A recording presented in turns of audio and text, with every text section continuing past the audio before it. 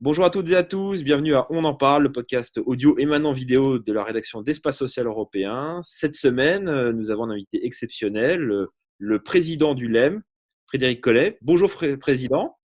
Bonjour, comment allez-vous? Très bien, très bien. Et Bonjour. pour m'accompagner, Pascal Beau. Bonjour Bonjour. Pascal. Bonjour. Bonjour, Président. Bonjour. Pascal, première question, allez, honneur à nous les aînés. Première question pour vous. C'est moi qui la pose. Ah ouais, c'est ça le rôle des aînés. Bon. Mais écoutez, Président, bonjour, merci d'être là. Ça se passe comment dans l'industrie, compte tenu que vous êtes en première ligne, à la fois sur le plan industriel, économique, sur le plan recherche, développement, vaccins, médicaments. Comment s'opère? Vous échangez avec vos pairs? Comment ça se passe? Les pouvoirs publics vous sollicitent? Alors, comment ça se passe? Je pense que ce que cette crise a déjà démontré, c'est que les entreprises du médicament se sont engagées, se sont impliquées de façon exceptionnelle, parfois sans qu'on le voie, parfois sans qu'on en parle, pour assurer leur métier, au pluriel, tout leur métier. Quand je dis tout leur métier, il faut reprendre l'ensemble de nos métiers. Le premier, c'est le métier de la recherche. Et effectivement, nous sommes mobilisés, on le voit tous les jours, dans deux secteurs, l'un sur la recherche d'un vaccin et l'autre dans la recherche d'un traitement. Et les laboratoires, quels qu'ils soient, travaillent activement, parfois ensemble, parfois de façon coordonnée, pour trouver des solutions thérapeutiques à cette maladie, à ce virus. Deuxième facteur de mobilisation qui est essentiel dans notre métier, c'est de produire. Or, nos entreprises se sont mobilisées de façon exceptionnelle en travaillant 24/24, 7 sur 7, pour assurer la fabrication des médicaments sans discontinuer. Et ça, sur deux types de médicaments. Les médicaments pour lesquels il y a une demande exceptionnelle, parce qu'elle est liée à la nature même du virus. Je pense aux médicaments respiratoires, aux médicaments d'anesthésie. Et puis sur les autres médicaments de la chaîne, tous les médicaments, notamment les traitements chroniques, qui nécessitent un suivi et un approvisionnement constant. Et nos usines ont continué de tourner pour assurer cet approvisionnement. Et si nous avons eu des tensions, nous n'avons pas fait face à de véritables ruptures et nous continuons de le suivre avec beaucoup d'attention avec la LSM. Le troisième point qui est essentiel dans notre métier, c'est de livrer et de rendre disponible. Et effectivement, comment est-ce que nous pouvons nous assurer que tous les traitements sont rendus disponibles là où il y a un besoin? Alors, nous le faisons effectivement en suivant, pour répondre à votre question, quotidiennement avec l'Agence nationale de sécurité du médicament, la NSM, l'allocation des traitements, éviter qu'il y ait des stocks qui se composent à un endroit ou à d'autres, s'assurer que les bonnes pratiques, en particulier qui sont diffusées par les sociétés savantes, soient bien suivies, et faire en sorte qu'on gère au mieux cette tension qui peut exister sur certaines molécules. Et puis enfin, dernier élément de notre métier qu'il ne faut pas oublier, qui est essentiel, c'est d'assurer le bon usage. Comment faisons-nous pour que pendant cette période-là, les traitements soient utilisés de la meilleure façon qui soit par l'ensemble des professionnels de santé? Donc, continuer d'être disponible pour assurer l'information sur tous ces traitements. Donc, pour répondre à votre question, les entreprises du médicament, pendant cette période-là, ont fait le job. Elles font le job pour assurer leur métier, tout leur métier. Et pendant cette période et sur ces 4 points, Président, quelles ont été vos interactions avec le gouvernement? Vous êtes en relation permanente avec eux là-dessus? Nous sommes bien entendu en relation étroite avec les autorités de santé et j'ai envie de dire sur principalement deux natures d'interlocuteurs, les interlocuteurs de santé d'abord, et en particulier l'Agence du médicament qui doit assurer la disponibilité des traitements, et en particulier les autorités qui souhaitent ici ou là s'assurer que nos produits seront rendus disponibles là où il y a des phénomènes de tension. Et puis, il ne faut pas oublier que nos entreprises sont également nous sommes un acteur économique. Et donc, nous avons des relations étroites, régulières, avec les autorités de Bercy pour, là aussi, nous mobiliser. Nous nous sommes mobilisés quelquefois sur des sujets connexes. Nous sommes mobilisés sur les masques, nous nous sommes mobilisés sur des actions de forme de solidarité, notamment avec la Croix-Rouge. Nous nous sommes mobilisés sur beaucoup de fronts. Et pour ça, nous sommes en relation avec et la santé d'un côté et Bercy de l'autre côté, principalement. Je passerai la parole à Pascal après. Sur la recherche, vous comme moi, je pense qu'on regarde les informations, on lit, on tweet, parfois on regarde les réseaux sociaux. Il se dit un peu tout et n'importe quoi sur les espoirs de trouver un traitement ou un vaccin. Certains parlent de 2 mois, d'autres plusieurs années. Vous qui êtes au cœur, entre guillemets, du mécanisme, quelle est votre vision, je dirais, la plus réaliste possible? Est-ce qu'on peut faire une projection où, à l'heure actuelle, c'est un peu prématuré? D'abord, je pense que cette crise, parmi tous les enseignements qu'on en tirera, elle nous aura certainement appris l'humilité, à ne pas aller trop vite dans des jugements, dans des affirmations définitives, alors qu'aujourd'hui, ce qu'on sait, c'est qu'on n'en sait pas beaucoup encore sur ce virus. En revanche, ce qu'on sait aussi, c'est que nous sommes capables de nous mobiliser tous collectivement, extrêmement vite, pour trouver des solutions inédites dans des délais inédits, là où c'est nécessaire. C'est vrai sur la disponibilité de certains traitements, c'est vrai également dans le domaine de la recherche. Donc, dans le domaine de la recherche, je suis comme vous, je lis ce que les laboratoires publient de leurs travaux, de leurs études, et je les regarde avec beaucoup d'attention en souhaitant que les uns ou les autres, nous puissions trouver dans les meilleurs délais un traitement qui permettra de traiter cette maladie de façon efficace. Mais je n'ai pas plus d'informations que vous, je suis ça avec beaucoup d'attention et j'ai appris à prendre un tout petit peu de recul et un peu de distance par rapport à l'information dont on est surabreuvé. Pascal? Oui, il y a une dimension particulière européenne à cette crise, puisque l'Europe a été longtemps durant l'épicentre en termes de morbidité. Est-ce qu'il y a des travaux en commun? Est-ce que vous échangez avec vos pairs à l'échelle européenne pour faciliter, pour gagner du temps, pour optimiser les initiatives, ou on a plutôt le sentiment, vu de l'extérieur en tout cas, que c'est plutôt des stratégies, des logiques un peu nationales qui prévalent?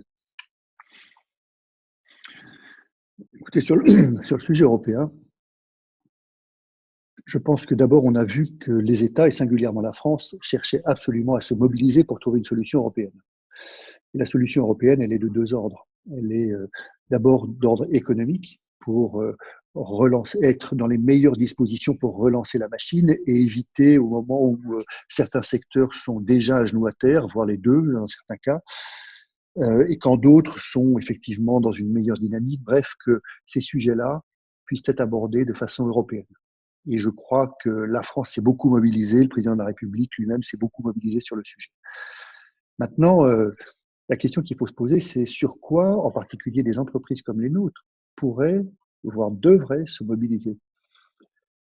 Et je pense qu'on pourrait identifier là aussi 2 sujets. Il y a un premier sujet qui est celui de la recherche, du développement. Comment est-ce que nous pouvons mobiliser, en particulier les laboratoires qui, en Europe, travaillent sur le sujet du Covid, pour trouver le plus rapidement possible, et également en collaboration avec la recherche publique, mais des solutions rapides pour les patients.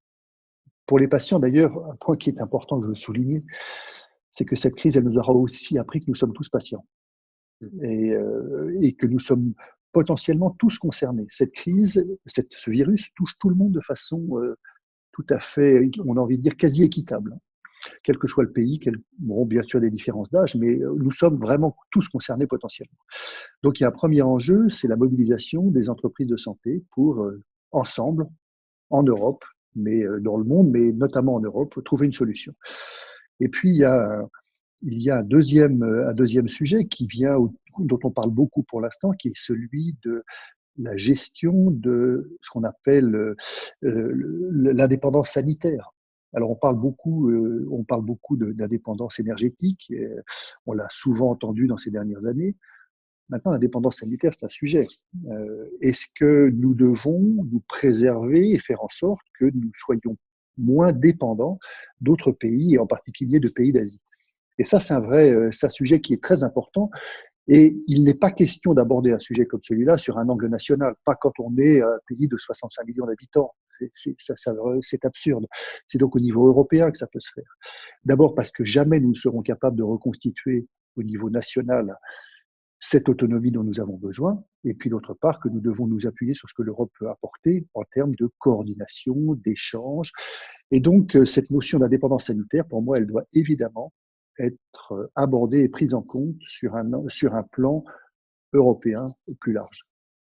Mais justement là-dessus, Président, vous échangez avec vos pairs allemands, j'allais pas dire britanniques puisqu'ils quittent l'Union, hélas, mais italiens, espagnols, voire au Benelux. Est-ce que c'est un sentiment partagé? Est-ce que c'est une motivation partagée sur l'idée de relocaliser une partie de la chimie fine, même sur des produits un peu anciens dits génériques, parce que nous en manquons ou parce que tout simplement cela relève un peu de la sécurité sanitaire de l'Union européenne? D'abord, pour répondre à votre question, nous échangeons avec certaines associations locales, je pense à associations professionnelles telles que le LEM au niveau local, mais il faut voir aussi que cette question d'indépendance sanitaire n'est pas perçue de la même façon dans tous les pays. Et ce qui est intéressant, c'est de regarder comment cette question est perçue en France. Une question qu'on pourrait se poser, c'est est-ce que nous apprenons quelque chose de nouveau dans cette crise? Est-ce que cette crise révèle une fragilité que nous ne connaissions pas? Non. Ces questions de la perte d'attractivité et donc de la perte d'indépendance sur certains sujets, notamment en matière de fabrication de médicaments, est présent sur la table depuis un moment.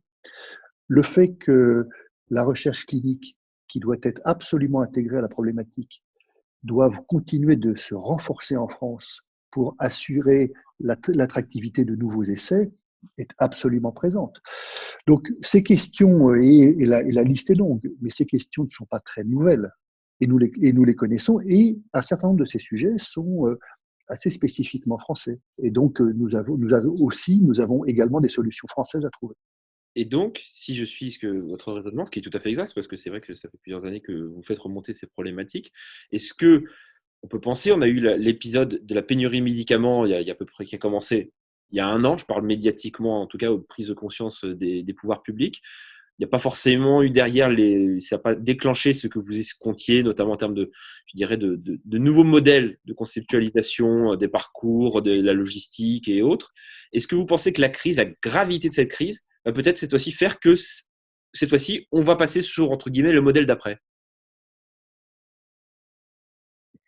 Je pense que cette crise a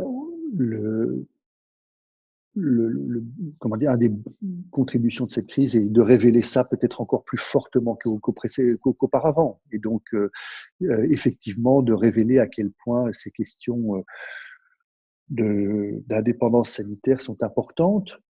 Je pense qu'il faut faire très attention à bien les aborder sous un angle global. C'est-à-dire que bien souvent, on résume les questions d'indépendance sanitaire à des questions industrielles. Le sujet est beaucoup plus large que ça.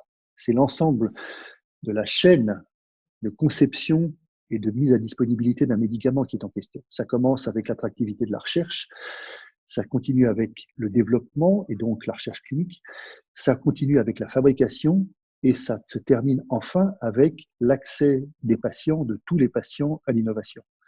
Et donc, quand on aborde ce sujet-là, il faut bien le prendre de façon large. Et c'est aussi, d'une certaine façon, un des enseignements de cette crise, qui est de dire ne nous arrêtons pas à la simple question de l'indépendance industrielle, de fabrication, mais comprenons bien l'ensemble de la chaîne. Et pour reconstituer de l'attractivité, il faut bien que l'on comprenne et que l'on aborde ce sujet-là de façon globale. Maintenant, il y a deux sujets, si vous permettez. Je pense qu'il faut distinguer l'attractivité et la compétitivité. Et c'est un sujet, justement, pour reprendre la question précédente dans lequel l'Europe joue un rôle important, c'est-à-dire que recréer des conditions d'attractivité. D'abord, pas sur tous les produits, mais sur certains produits. sur lequel nous jugerions qu'il est nécessaire absolument d'assurer cette indépendance, c'est une chose. Et nous connaissons les mécanismes qu'on peut mettre en œuvre, des mécanismes administratifs, fiscaux, etc., ce qu'on appelle des incentives, des soutiens pour justement recréer, reconstruire ce savoir-faire, parce qu'il y a également tout un aspect de savoir-faire qu'il faut pas négliger. Mais si nous reconstituons cet écosystème et qui n'est pas compétitif par rapport à ce qui se fait dans le monde, il faut bien se dire que les Chinois, les Indiens et les autres continueront de fabriquer du médicament, continueront de fabriquer des matières premières à des prix qui resteront extrêmement compétitifs. Et donc, nous devons travailler en parallèle sur les questions d'attractivité et les questions de compétitivité, de façon à ce qu'on puisse maintenir cet effort dans le temps et maintenir la compétitivité dans le temps. Et parce que nos entreprises, encore moins si l'enjeu était national, mais nos entreprises ne travaillent pas en vase clos. Et donc, il est absolument nécessaire d'aborder cette question de cette façon-là. Pascal ? Oui, peut-être Alexandre, une dernière question. Normalement, vous devez négocier un nouvel accord économique, un accord sectoriel à compter de l'été prochain. Bon, la situation fait que peut-être il y aura un décalage. Est-ce que cette dimension-là, je suppose que vous souhaitez l'intégrer dans les échanges avec le futur comité économique des produits de santé, puisque je crois qu'il n'y a toujours pas de président. On est donc dans une période un petit peu intérimaire, mais est-ce que vous sentez quand même qu'il y a une prise de conscience du côté de votre interlocuteur, qui est l'État, la puissance publique, sur la nécessité d'ouvrir une nouvelle étape? En tout cas, dans une prémisse. En tout cas, c'est très intéressant parce que nous avons au LEM 2 priorités pour le moment, justement en matière dans les échanges que nous avons avec les autorités de santé. Le premier, c'est sur l'accord cadre. Vous savez, l'accord cadre, c'est cet accord qui régit les relations que nous avons et que l'industrie signe avec le CEPS, donc le Comité économique des produits de santé, régulier tous les 3 ans, et qui, au-delà de la loi, formalise le cadre dans lequel nous souhaitons travailler. Cet accord cadre, il est essentiel, puisque c'est un accord tacite entre les entreprises du médicament et les autorités de santé et économiques. Dans cet accord cadre, évidemment que nous voulons intégrer un certain nombre des questions qui se posent à nous aujourd'hui, peut-être un peu plus fort que nous l'aurions fait autrement. Et bien entendu, ces éléments-là doivent en faire partie. Mais je reviens à ce que je disais tout à l'heure. Avons-nous appris beaucoup de choses nouvelles sur notre environnement, son attractivité, sa compétitivité? Non. Beaucoup de ces sujets-là étaient déjà présents sur notre feuille de route. Et puis le deuxième sujet qui est essentiel, c'est celui que j'évoquais tout à l'heure, c'est celui de l'accès des patients et de tous les patients, puisque nous avons ce fameux contrat social en France auquel nous sommes très attachés, qui est que chaque patient doit avoir accès au traitement dont il a besoin dans les meilleures conditions et dans des conditions équitables. Et donc, ces notions d'accès des patients à l'innovation, notamment sur ce qu'on pourrait appeler l'accès anticipé des patients à l'innovation, c'est notamment ce qu'on appelle les ATU, est un sujet qui est très important et sur lequel nous travaillons aujourd'hui. Et pourquoi il est important de le faire? Parce que si on fait un peu de prospective, nous observons que dans les mois et les années qui viennent, notre capacité à apporter des solutions innovantes, pas simplement des vaccins comme on en a parlé, pas simplement des traitements contre des virus tels que le Covid, mais également des traitements sur des maladies qui jusqu'à maintenant étaient considérées comme définitivement, condamnant définitivement. Aujourd'hui, des traitements nouveaux se profilent et qu'il faudra que nous soyons capables de les accueillir.